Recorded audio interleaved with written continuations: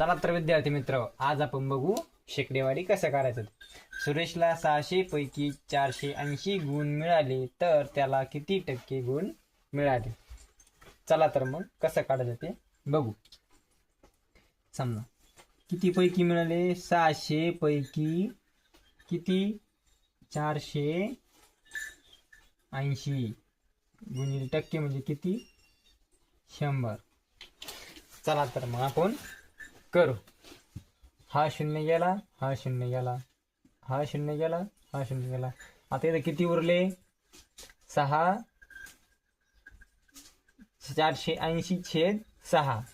काय करायचं, 6 एके 6, साईन 7 बेच्या 6 8 8च्या हा शून्य जसा तसा. तर त्याला किती टक्के गुण मिळाले, 80% गुण मिळाले.